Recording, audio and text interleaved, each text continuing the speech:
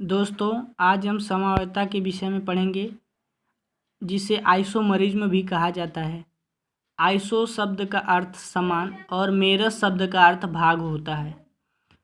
ब्राजीलियस ने सर्वप्रथम समवायता शब्द का प्रयोग किया था।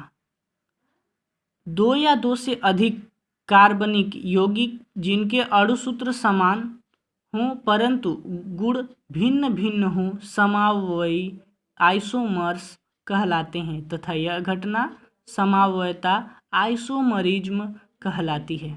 समवायता मुख्यतः दो प्रकार की होती हैं, संरचनात्मक समवायता और त्रिविमीय समवायता। अब दोस्तों, संरचनात्मक समवायता के विषय में पढ़ते हैं। ऐसे यौगिक जिनके अणुसूत्र समान परंतु संरचना भिन्न भिन्न होती है संरचनात्मक समवायी कहलाते हैं तथा यह घटना संरचनात्मक समवायता कहलाती है। संरचनात्मक समवायता निम्न 6 प्रकार की होती है। नाभिकीय समवायता, न्यूक्लियर आइसोमरिज्म, ऐसे यौगिक जिनके अणुसूत्र समान होते हैं परंतु कार्बन श्रृंखला की संरचना में अंतर होता है, नाभिकीय समवायी कहलाते हैं तथा यह घटना नाभिकीय समवायता कहलाती है। नाभिकीय समवायता मुख्यतः दो प्रकार की होती है। पहला श्रृंखला समवायता, दूसरा वलय श्रृंखला समवायता। अब श्रृंखला समवायता के विषय में पढ़ते हैं। चेन आइसोमरिज्म, इस प्रकार की समवायता में यौगिक एक ही सजातीय श्रेणी के होते हैं तथा मुख्य श्रृंखला में उपस्थित कार्बन परमाणुओं की संख्या भिन्न होती है। जैसे पेंटेन के 3 समवायी प्रदर्शित करते हैं। पेंटेन का सामान्य सूत्र C5H12 होता है। कार्बन की संख्या 5 तथा हाइड्रोजन की संख्या 12 होती है। नॉर्मल पेंटेन है, यह श्रृंखला समवायता है, इसीलिए नॉर्मल पेंटेन में कार्बन और हाइड्रोजन की संख्या समान रूप से सीधी श्रृंखला में है, जैसे CH3 CH2 CH2 CH2 CH3। अब आइसोपेंटेन में देखिए, और आइसोपेंटेन की यदि पहचान करना हो तो CH3 कोष्ठक बंद 2 और CH, इस प्रकार आइसो हाइड्रोकार्बन की पहचान कर सकते हैं। इसमें देखिए CH3 CH, C के नीचे एक बांड लगा हुआ है CH3, फिर CH2 CH2, यह आइसोपेंटेन का फार्मूला है।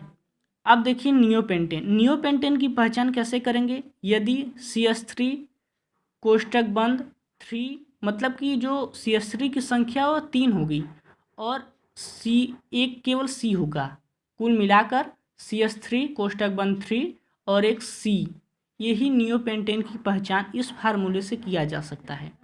अब इसमें देखिए, जैसे एक C है, 1 2 3 4 CH3 की संख्या है। अब वलय श्रृंखला समवायता के विषय में पढ़ेंगे। रिंग चेन आइसोमरिज्म, यह समवायता कार्बन परमाणुओं के सीधी श्रृंखला वलय के रूप में विद्यमान होने से प्राप्त होती है। हेक्सेन के जो सामान्य समवायी हैं वह 3 प्रकार के होते हैं और हेक्सेन का सामान्य सूत्र C6H12 होता है। इसमें देखिए CH2 डबल बांड CH, फिर bond CH2 bond CH2 bond CH2 bond CH3 है। यहाँ पे डबल बांड है। आपको पता होगा दोस्तों कि एल्केन एल्कीन एल्काइन, एल्काइन में 3 बांड, एल्कीन में 2 बांड और एल्केन में 1 बांड होता है।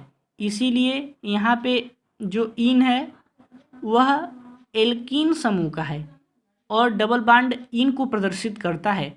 अतः नंबरिंग करेंगे आप तो 1 2 3 4 5 6, 1 नंबर पे इन है और यह जो फार्मूला हमारा बन रहा है इस समय वह methane ethane propane butane pentane hexene, अर्थात हेक्जीन 1 हेक्जीन इसका नाम होगा।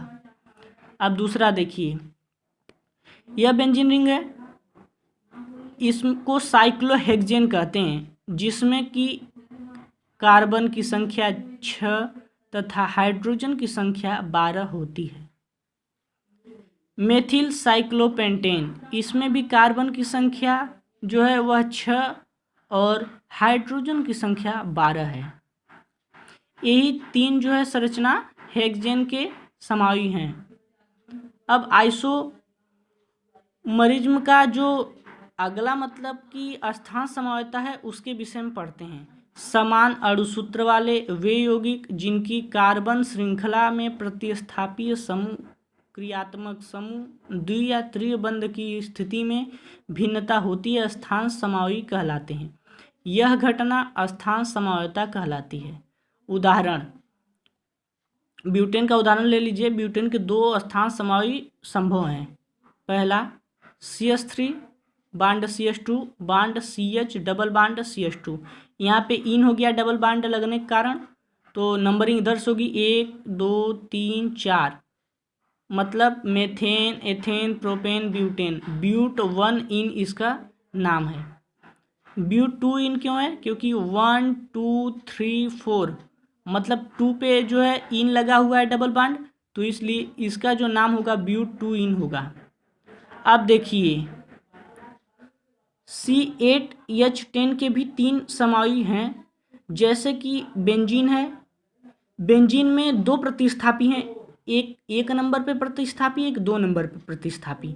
तो यदि 2 प्रतिस्थापी हो तो बेंजीन में जो प्रतिस्थापी की स्थिति होगी वह आर्थो पर 1 और 2 रहेगा तो आर्थो, और यदि 1 और 3 होगा तो मेटा कहलाएगा, और यदि प्रतिस्थापी की संख्या 1 और 4 पर होगी तो वह पैरा कहलाएगा। जैसे इसमें है 1 2 3 4 5 और 6। इसमें प्रथम पे भी मेथिल जुड़ा हुआ है बेंजीन के, और सेकंड पे भी मेथिल जुड़ा हुआ है बेंजीन के, इसलिए इसका नाम आर्थोजाइलिन है।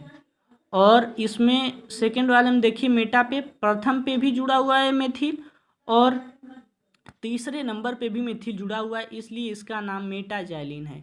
इसमें देखिए प्रथम पे भी मेथिल जुड़ा हुआ है और चौथे पर भी मेथिल समूह जुड़ा हुआ है, इसलिए इसका नाम पैराजाइलिन है।